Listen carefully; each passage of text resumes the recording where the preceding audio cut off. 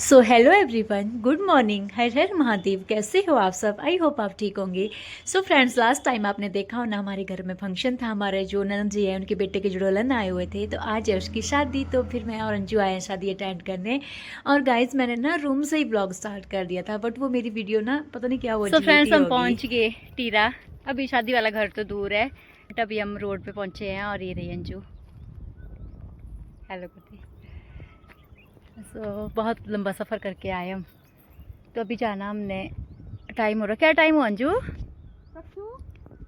Time क्या हुआ? Time हुआ 2:35। हेलो। तो 2:35 हो गया, हम 11 बजे चले थे। तो हमने गाड़ी की थी।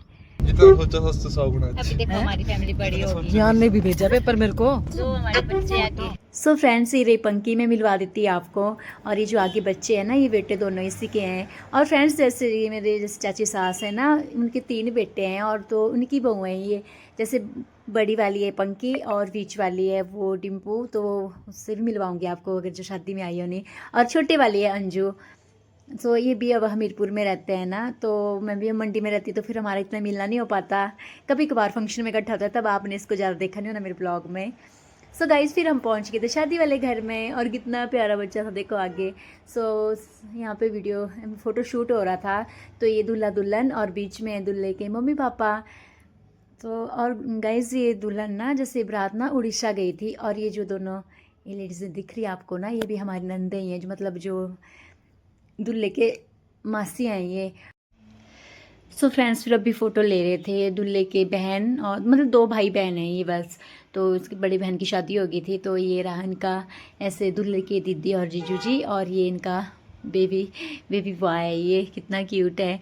सो गाइज, फिर ना वो पिपल पूजा वगैरह होती है वो तो हो गई थी, क्योंकि वापस आ गई थी सुबह बारात। तो और रात में ना सिर्फ दूल्हा गया था, ब्राह्मण गए थे, मम्मी पापा और मामा मामी, बस ये इतने लोग गए थे, क्योंकि अब रात इतनी दूर जानी थी ना, और तब इतने लोग गए थे। और गाइज, ये भी हमारे नंद जी है, मतलब एक ही गांव से ये ना 2 लड़कियां। एक घर इनका है, और साथ वाला घर जिनके घर में शादी है वो हमारी दूसरी नंद है, उनका घर ये सामने देख सकते हो आप।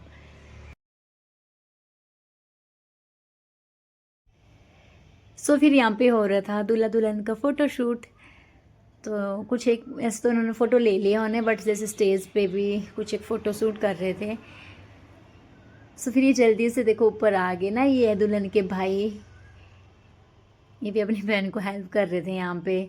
और कैमरामैन ना बता रहे थे इनको कि कैसे कैसे चुन्नी लेनी, मतलब तब भी ये फिर ऐसे कर रहे थे।